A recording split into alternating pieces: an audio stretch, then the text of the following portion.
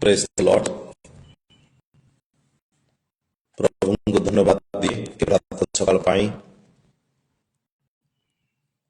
ଆସନ୍ତୁ ଆଜିର ଜୀବନ, ଆଜିର ବାକ୍ୟ ଆମମାନେ ଦେଖିବା। ଆମମାନଙ୍କର ପୂର୍ବ ବିଷୟ ଯାହା କିଛି ଆମମାନେ ଆଲୋଚନା କରୁଥିଲେ ହସ୍ପିଟାଲିଟି ଉପରେ, ଏବଂ ଗୋଟେ ଦୁଇଟା ସେକ୍ସନ ଆମେ ନେବା। ତେଣୁକରି ବାଇବେଲ ପ୍ରକାଶ କରୁଛି, କାରଣ ଆତିଥ୍ୟତା ହେଉଛି ଆଉ ଖ୍ରୀଷ୍ଟୀୟ ଜୀବନରେ ଏକ ମୁଖ୍ୟ ବିଷୟ। କାରଣ ଆତିଥ୍ୟତା ଦ୍ୱାରା ହିଁ ଆମମାନେ ଈଶ୍ୱରଙ୍କୁ ପସନ୍ଦ କରିଥାଉ। ଯାହାକି ଏବ୍ରୀ 13 ଅଧ୍ୟାୟ 1-2 ପଦରେ ମଧ୍ୟ ଦେଖିଲେ, ତୁମେ ଆତିଥ୍ୟତାକୁ ପାସର ନାହିଁ। କାରଣ କେହି ଅଜ୍ଞାତ ସ୍ତରରେ ଦୂତମାନଙ୍କର ମଧ୍ୟ ଆତିଥ୍ୟତା କରିଥାନ୍ତି। ଏଠି ଆମେ ଆଜି ଦେଖିବା, କାରଣ ହସ୍ପିଟାଲିଟି ଆଉ ଯୀଶୁଙ୍କ ଜୀବନରେ ତା ମଧ୍ୟ ମୁଖ୍ୟ କେନ୍ଦ୍ରବିନ୍ଦୁ ଥିଲା। ଆମେ ଦେଖୁଥିଲେ ଯୀଶୁଖ୍ରୀଷ୍ଟ ଲୋକମାନେ ଯେତେବେଳେ ଅରକ୍ଷକ ମେଷ ପରି ଥିଲେ, ଆଉ ସେମାନଙ୍କୁ ସିଏ ଖାଇବାକୁ ମଧ୍ୟ ଦେଇଛନ୍ତି। 5,000 ଲୋକରୁ ପୁରୁଷମାନଙ୍କ ସଂଖ୍ୟା 5,000। ଏ ପ୍ରକାର ସେ ଦୟାରେ ବିଗଳିତ ହୋଇ ଆଉ ସେ ଲୋକମାନଙ୍କୁ ମଧ୍ୟ ଖାଇବାକୁ ଦେଲେ। ତାହେଲେ ଆମେ ଏଠି ଦେଖିବା, ଯାହାକି ବାଇବେଲ ପ୍ରକାଶ କରୁଛି। ଆଉ ମ୍ୟାଥ୍ୟୁ ତାର 20 ଅଧ୍ୟାୟ 28 ପଦ, ଏଠି ଆମେ ଯୀଶୁଙ୍କ ବିଷୟରେ ଦେଖିବା। କାରଣ ଯେପରି ମନୁଷ୍ୟ ପୁତ୍ର ମଧ୍ୟ ସେବା ପାଇବାକୁ ଆସିନାହାନ୍ତି, ମାତ୍ର ସେବା କରିବାକୁ ଓ ଅନେକଙ୍କ ନିମନ୍ତେ ମୁକ୍ତିର ମୂଲ୍ୟ ସ୍ୱରୂପ ପ୍ରାଣ ଦେବାକୁ ଆସିଅଛନ୍ତି। ଏଠି ଈଶ୍ୱରଙ୍କ ଲୋକମାନେ ଆଉ ଯୀଶୁଖ୍ରୀଷ୍ଟ ମଧ୍ୟ ଆତିଥ୍ୟତାକୁ ବହୁତ ଗୁରୁତ୍ୱ ଦେଉଥିଲେ। କାରଣ ବାଇବେଲ ପ୍ରକାଶ କରୁଛି, କାରଣ ମନୁଷ୍ୟ ପୁତ୍ର ସେବା ପାଇବାକୁ ଆସିନାହାନ୍ତି, ସେବା କରିବା ପାଇଁ ସ୍ୱର୍ଗ ସିଂହାସନ ତାଙ୍କୁ ପରିତ୍ୟାଗ କରିବା ପାଇଁ ପଡ଼ିଲା। ଆଉ ପିତାଙ୍କର ପ୍ରତ୍ୟେକ ଇଚ୍ଛାକୁ ସେ କାଲବରୀ କ୍ରୁଶ ଉପରେ ଚଢ଼ିବା ପର୍ଯ୍ୟନ୍ତ ସେ ଗୋଟିଏ ବିଷୟ, ପିତାଙ୍କର ଓବିଡିଏନ୍ସ ହେଲେ ଆଜ୍ଞାବହତା। ପିତା, ମୋର ଇଚ୍ଛା ନୁହେଁ ତୁମର ଇଚ୍ଛା ସଫଳ ହେଉ। ତାଙ୍କ ଜୀବନରେ ସେ ଆଉ ପିତାଙ୍କର ଇଚ୍ଛାକୁ ବଳବତ୍ତର ରଖିଲେ। ସେଥିପାଇଁ ବାଇବେଲ ପ୍ରକାଶ କରୁଛି, ଓବିଡିଏନ୍ସି ଆଉ ସଦାବେଳେ ତାଙ୍କୁ ସର୍ବୋତ୍କୃଷ୍ଟ ନାମ ପ୍ରଦାନ କରାଗଲା। କାରଣ ସେଥିପାଇଁ ସମସ୍ତ ନାମ ଅପେକ୍ଷା ତାଙ୍କର ନାମ ସର୍ବୋତ୍କୃଷ୍ଟ ନାମ। ଆଉ ଏ ଜଗତରେ ସମସ୍ତ ଜାନୁ ତାଙ୍କ ନିକଟ ନତ ହେବ।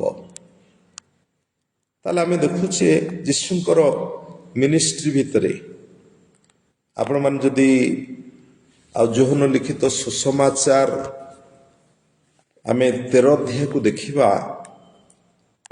ସେଠି ବାଇବେଲ ପ୍ରକାଶ କରୁଛି ଯୀଶୁଙ୍କର ସେ ଚୂଡ଼ାନ୍ତ ପ୍ରେମକୁ ସେ କ'ଣ କଲେ, ପରିପ୍ରକାଶ କଲେ। ଯାହାକି ଆମେ ଶିଷ୍ୟମାନଙ୍କର ପାଦ ପ୍ରକ୍ଷାଳନ କରିବା।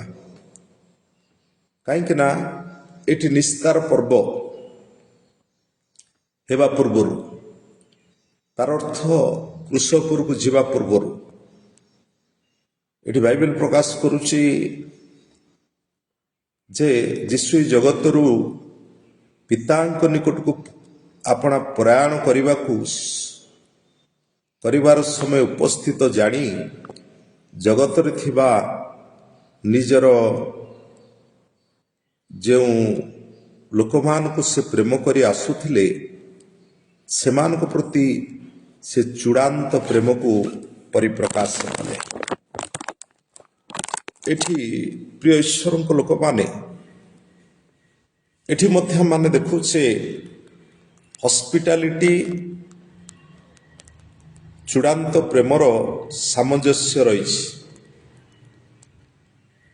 କାରଣ ସିଏ ପ୍ରଭୁ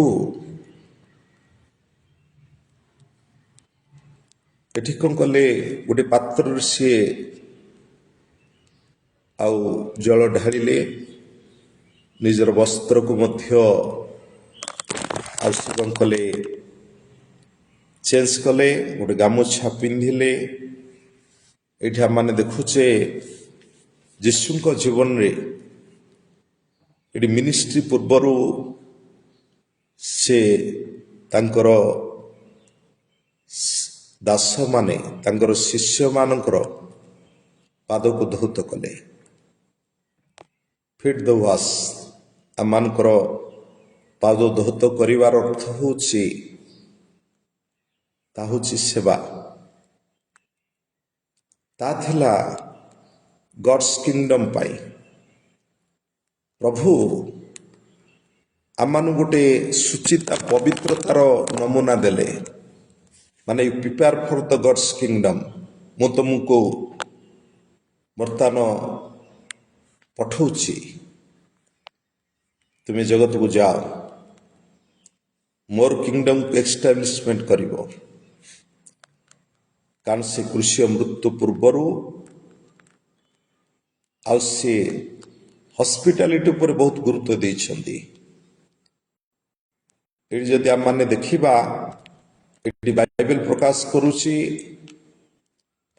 ପ୍ରଭୁ ସେଥିପାଇଁ କହିଲେ, କାରଣ ମୁଁ ତୁମମାନଙ୍କ ପ୍ରତି, ସେ ଜୋନ୍ 13:15 ଲେଖା ଅଛି, କାରଣ ମୁଁ ତୁମମାନଙ୍କ ପ୍ରତି ମୁଁ ଯେପରି କରିଅଛି ତୁମାନେ ମଧ୍ୟ ସେ ପ୍ରକାର କର।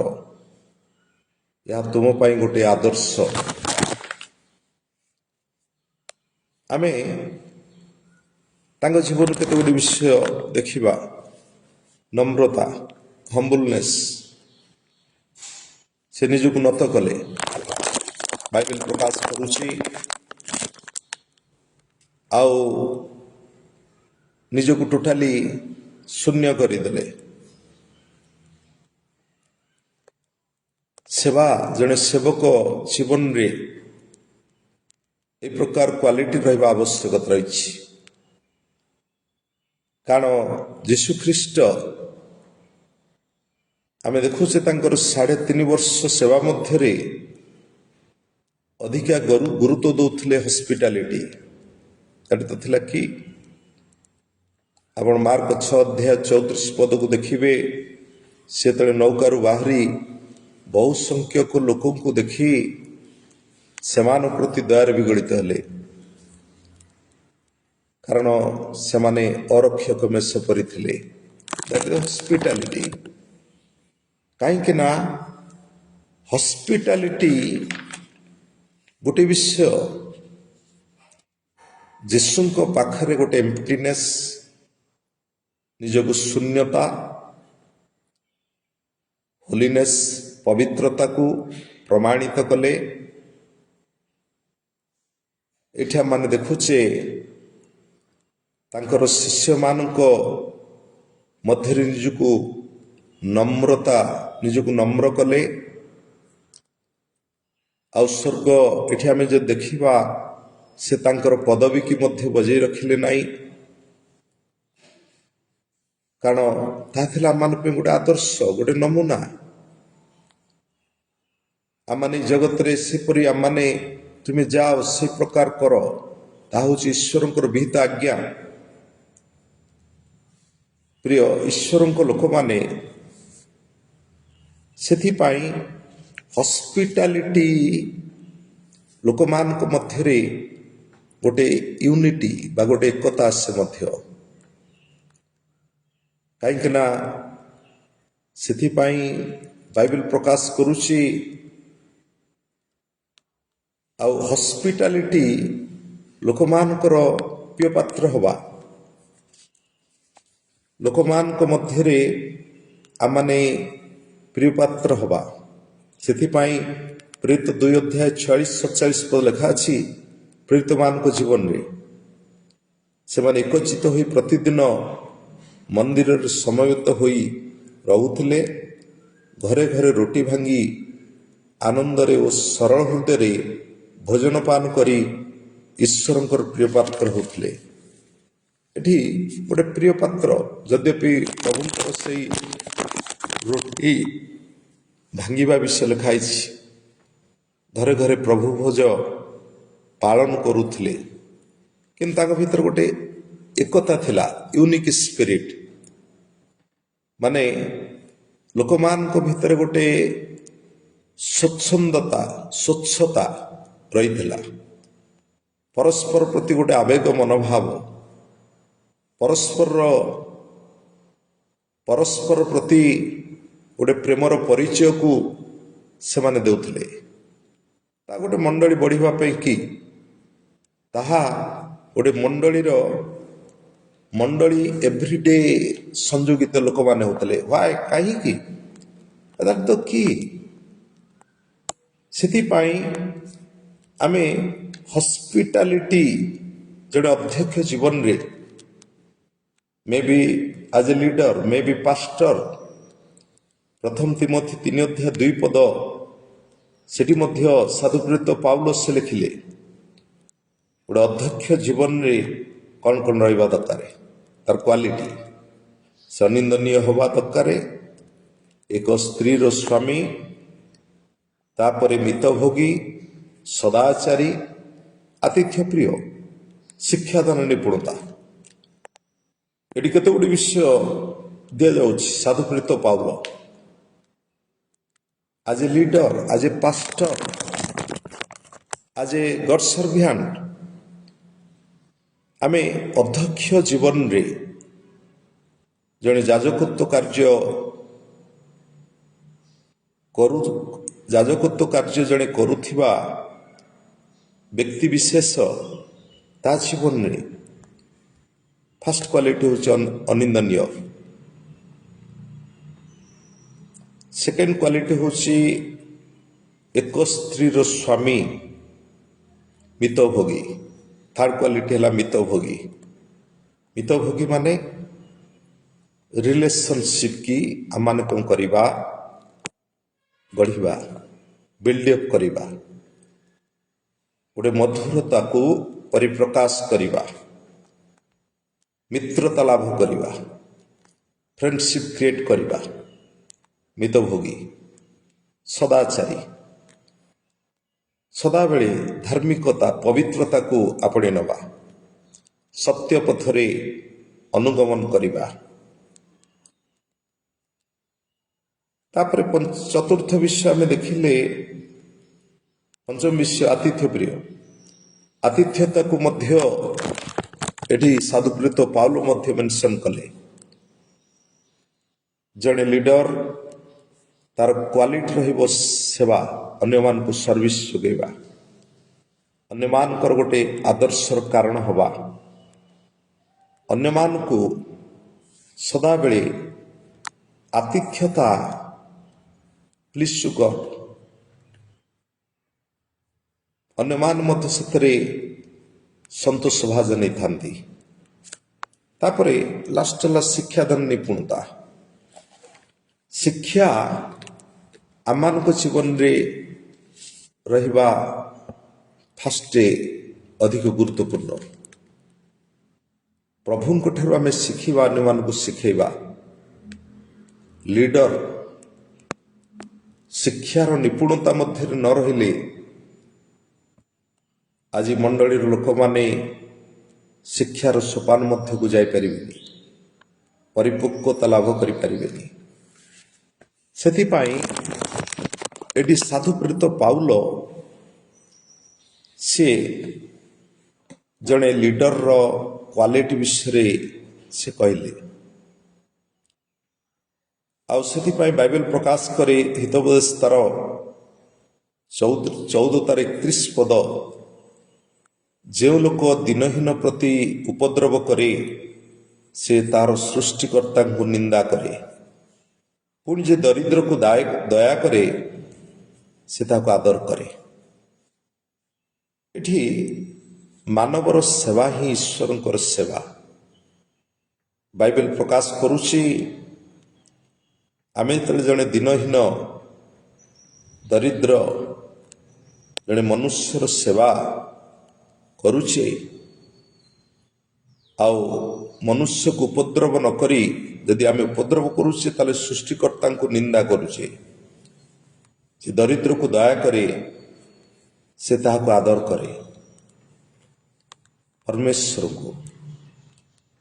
ଏଠି ଆମେ ପ୍ରିୟ ଈଶ୍ୱରଙ୍କ ଲୋକମାନେ, ହିତୋପଦେଶ ଜ୍ଞାନୀ ସଲୋମନ ମଧ୍ୟ ଲେଖିଲେ ହିତୋପଦେଶ ତାର 19:17 ପଦରେ, ଯେ ଦରିଦ୍ରକୁ ଦୟା କରେ ସେ ସଦାପ୍ରଭୁଙ୍କୁ ଋଣ ଦିଏ, ପୁଣି ଈଶ୍ୱର ତାହାର ଉତ୍ତମ କର୍ମର ପରିଶୋଧ କରିବେ। ଏଠି ଆମମାନଙ୍କର ଗୋଟେ ଲିଡର ପାଖରେ ଏଇ କ୍ୱାଲିଟି ରହିବା ଦରକାର। ଲିଡର ବିଶ୍ୱାସୀ ମାନଙ୍କ ଜୀବନରେ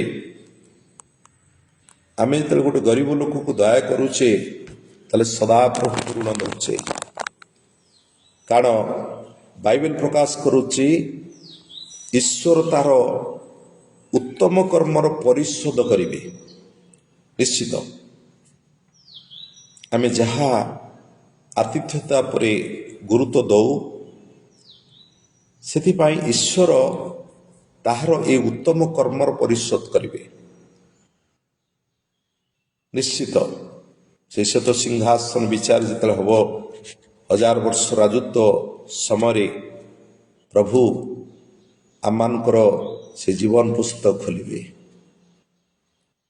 ଆମେ ଆତିଥ୍ୟତା ଉପରେ କେତେ ଗୁରୁତ୍ୱ ଦେଇଛେ। ତେଣୁକରି ଏଇଠି ପ୍ରଭୁ ଯୀଶୁ ମଧ୍ୟ, ଏଠି ପ୍ରଭୁ ମଧ୍ୟ ଗୋଟେ ଭୋଜ ବିଷୟରେ କହିଲେ। ପ୍ରଭୁ ଏଠି ଲୁକ 14:13 ପଦ ଲେଖା ଅଛି, ପ୍ରଭୁ ଗୋଟେ ଭୋଜ ପ୍ରସ୍ତୁତ କଲେ, କିନ୍ତୁ ନିମନ୍ତ୍ରିତ ଲୋକମାନେ ଆସିବା ପାଇଁ ସେମାନେ ଅମଙ୍ଗ ହେଲେ। ପ୍ରଭୁ କହିଲେ, ଯାଅ ଦରିଦ୍ର, ପଙ୍ଗୁ, ଖଞ୍ଜ, ଅନ୍ଧମାନଙ୍କୁ ନିମନ୍ତ୍ରଣ କର।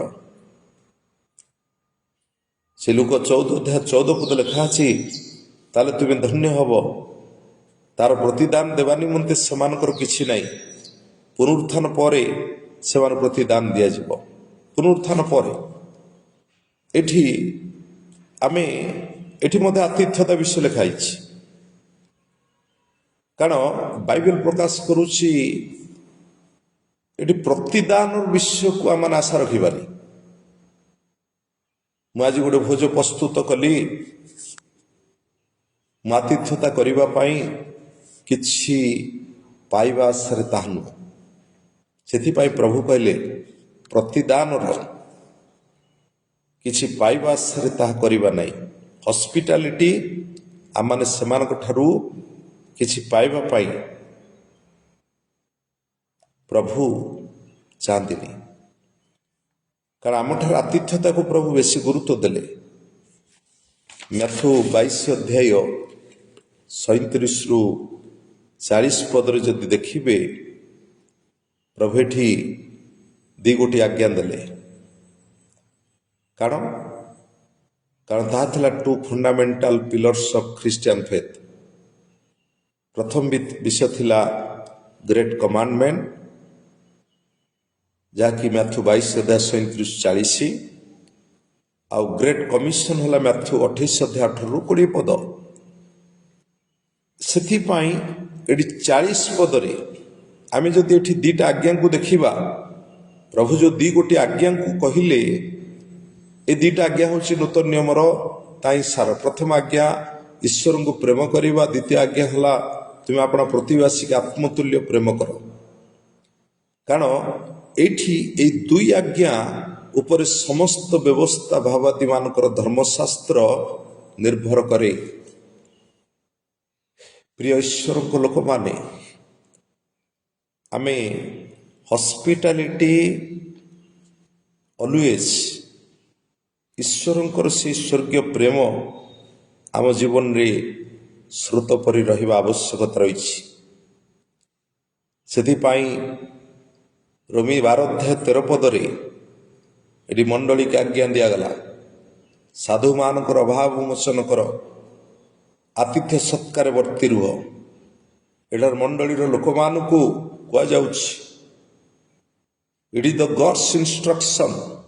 ଈଶ୍ୱରଙ୍କ ଲୋକମାନେ, ଆଜି ପ୍ରଚାରକ, ଗଡ୍ ସର୍ଭିଆଣ୍ଟ ବା ଆମମାନେ ଈଶ୍ୱରଙ୍କ ଲୋକମାନେ ସଦାବେଳେ ସାଧୁମାନଙ୍କର ଅଭାବକୁ ମୋଚନ କରିବା। ତାହାକୁ କିଏ କରିବ? ମଣ୍ଡଳୀ ଲୋକମାନେ। ତାହାର ରେସ୍ପନ୍ସିବିଲିଟି ସେମାନେ ବୁଝିବା ଦରକାର। ଏ ଜଣେ ପ୍ରଭୁଙ୍କ ଦାସ, ପ୍ରଭୁ ତାକୁ ଚୁଜେନ୍ କରିଛନ୍ତି ମାତାର ଉଦର ଭିତରୁ। ସେ ପ୍ରଭୁଙ୍କ ପାଇଁ ବାହାରିଛି, ତାର ଆବଶ୍ୟକତାକୁ ଫୁଲଫିଲ୍ କରିବା ଆବଶ୍ୟକତା ରହିଛି। ମାନେ କିଏ? ଈଶ୍ୱରଙ୍କ ଲୋକମାନେ।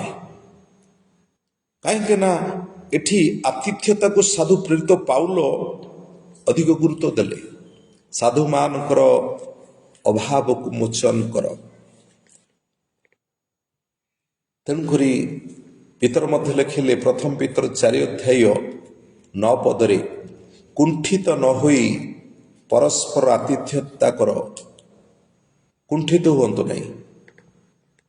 ଏଠି ମଣ୍ଡଳୀର ଲୋକମାନଙ୍କୁ କୁହାଯାଏ, ଆମମାନେ କୁଣ୍ଠିତ ହବାନି। ଆତିଥ୍ୟତା ହେଉଛି ହୃଷ୍ଟଚିତ। ଯେମିତି ହୃଷ୍ଟଚିତ୍ତରେ ଦାନ କର। ବାଇବେଲ ଲେଖା ଅଛି, ଆମେ ସଦାବେଳେ ଅଲୱେଜ୍ କୁଣ୍ଠିତ ନୋହି ପରସ୍ପର ଆତିଥ୍ୟତା କର, ସାଧୁ ପିତର ଲେଖିଲେ। ସେଥିପାଇଁ ଆମେ ସାଧୁ ଜୋନ୍ ମଧ୍ୟ ଲେଖୁଛନ୍ତି, ତୃତୀୟ ପତ୍ର 5 ଏବଂ 8, ସେଠି ଗୋଟିଏ ଚାପ୍ଟର ରହିଛି। କାରଣ ଯେ ମଣ୍ଡଳୀ ନିକଟରେ ତୁମର ପ୍ରେମ ବିଷୟରେ ସାକ୍ଷ୍ୟ ଦେଇଅଛନ୍ତି, ତୁମେ ଯଦି ସେମାନଙ୍କର ଯୋଗ୍ୟ ଉପକାର ଦେଇ ବାଟ ବଳାଇ ଦିଅ, ତେବେ ଉତ୍ତମ କାର୍ଯ୍ୟ କରିବ। କାହାକୁ କହିଲା? ମଣ୍ଡଳୀକି। ମଣ୍ଡଳୀର ଲୋକମାନେ ଗଡ୍ ସର୍ଭିଆଣ୍ଟ ମାନଙ୍କୁ ତୁମର ପ୍ରେମ ବିଷୟରେ ସାକ୍ଷ୍ୟ ଦେଇଛନ୍ତି। ତୁମେ ସେମାନଙ୍କୁ ଯୋଗ୍ୟ ଉପକାର ଦେଇ ବାଟ ବଳେଇ ଦିଅ। ମାନେ କ'ଣ? ଆତିଥ୍ୟତା କର। ତାଙ୍କୁ ସମ୍ମାନର ସହିତ ଆମେ କ'ଣ କରିବା? ଦାନ ଧର୍ମ କରି ତା ବିଦାୟ ଦେବା। କାରଣ ସେମାନେ ବିଜାତିମାନଙ୍କ ଠାରୁ କିଛି ଗ୍ରହଣ ନ କରି ଖ୍ରୀଷ୍ଟଙ୍କ ନାମ ସକାଶେ ବାହାରି ଅଛନ୍ତି।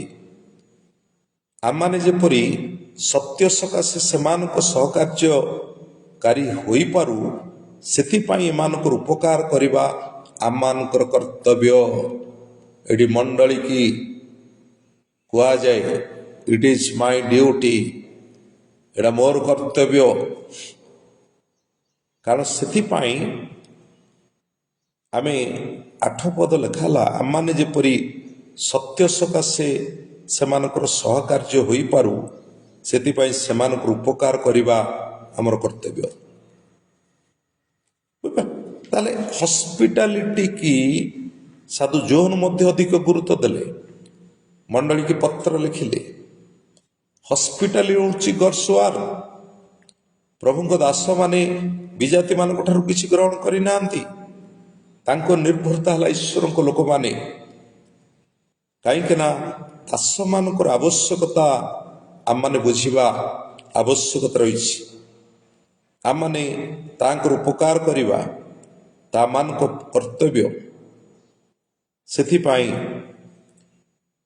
ଏଠି ଦେଖନ୍ତୁ, ବାଇବେଲ ପ୍ରକାଶ କରୁଛି, ସେଇ ତୃତୀୟ ଯୋହନ 9-10 ଲେଖା ଅଛି, ଦ୍ୱିତୀୟ ମଣ୍ଡଳୀ ମଧ୍ୟରେ ପ୍ରଧାନ ହେବାକୁ ଇଚ୍ଛା କରେ, ସେମାନଙ୍କ ବିରୁଦ୍ଧରେ ମନ୍ଦ କଥା କୁହେ, ସେ ନିଜେ ମଧ୍ୟ ଆତିଥ୍ୟତା କରେ ନାହିଁ, ଆତିଥ୍ୟତା କରୁଥିବା ଲୋକମାନଙ୍କୁ ମନା କରେ। ଏଠି ମଣ୍ଡଳୀ ଭିତରେ ବିଦ୍ରୋହ ବୁଝିପାରିଲେ। ପ୍ରିୟ ଈଶ୍ୱରଙ୍କ ଲୋକମାନେ ଆମେ ମଣ୍ଡଳୀ କେତେବେଳେ ବିଦ୍ରୋହ, ଲୋକମାନଙ୍କ ଭିତରେ ଏକତା ନ ରହିବାର ଗୋଟିଏ ଉଦ୍ଦେଶ୍ୟ ପ୍ରେମ ଶିଥିଳ ହେବା, ଈଶ୍ୱରଙ୍କ ଠାରୁ ସେମାନେ ଇନ୍ମ୍ୟାଚୁର୍ଡ ହେବା, ପରିପକ୍ୱତା ନ ହେବା, ତାହା ତାଙ୍କ ଜୀବନରେ ଗୋଟେ ଶିଥିଳତାର କାରଣ ହୁଏ। ସେମାନେ ପାଳକ ବିରୁଦ୍ଧରେ ପାଳକକୁ ରେସ୍ପେକ୍ଟ ଦିଅନ୍ତି ନାହିଁ, ଡୋମିନେଟ୍ କରନ୍ତି, ଆଉ ସେମାନେ ମଣ୍ଡଳୀର ଅଧୀନସ୍ଥ ନ ହେବା। ଦିସ୍ ଟାଇପ୍ ଅଫ୍ ପିପୁଲ୍, ସେମାନଙ୍କ ପାଖରେ ହସ୍ପିଟାଲିଟି ନଥାଏ। ତେଣୁକରି ଆସନ୍ତୁ ପ୍ରିୟ ଈଶ୍ୱରଙ୍କ ଲୋକମାନେ, ଧନ୍ୟବାଦ ଦେଉଛି ଆଜିର ଚିନ୍ତନ ପାଇଁ, ଆଜିର ବାକ୍ୟ ପାଇଁ।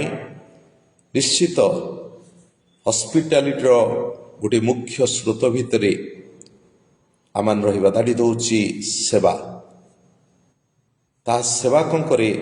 ଈଶ୍ୱରଙ୍କୁ ଆକୃଷ୍ଟ କରେ। ମେ ବି ମୋ ପାଖରେ ସବୁ କିଛି ଥାଇପାରେ, ଟଙ୍କା ଅଛି, ଧନ ଅଛି, ସୁନା ରୂପା ଅଛି, କିନ୍ତୁ ଯଦି ମୋ ପାଖରେ ହସ୍ପିଟାଲିଟି ନାହିଁ, ତାହେଲେ ଖ୍ରୀଷ୍ଟୀୟ ପ୍ରେମର ପରିଚୟ ଆମେ ଦେଇପାରୁନାହିଁ। ଧନ୍ୟବାଦ ଦିଏ। ଆମେ ପୁଣି କାଲି ପ୍ରାତଃ ସକାଳେ ଈଶ୍ୱରଙ୍କର ବାକ୍ୟରୁ ଆଉ କିଛି ଦେଖିବା। ଆଉ ନିଶ୍ଚିତ ପରମେଶ୍ୱର ଆମମାନଙ୍କୁ ଯାହା ଦେଉଛନ୍ତି, ଆମମାନଙ୍କୁ ପରିପକ୍ୱତା କରିବା ନିମନ୍ତେ ଧନ୍ୟବାଦ ଦିଏ। ଆଜିର ଚିନ୍ତନ ପାଇଁ ଧନ୍ୟବାଦ ଦେଉଛି, ଆଉ ପ୍ରଭୁଙ୍କର ଉପସ୍ଥିତି ପାଇଁ ମଧ୍ୟ ମୁଁ ଧନ୍ୟବାଦ ଦିଏ। ତେଣୁକରି ଏଠି ମୋର ବକ୍ତବ୍ୟକୁ ମୁଁ ସମାପ୍ତ କରୁଛି। ପ୍ରେଜ୍ ଦ ଲର୍ଡ।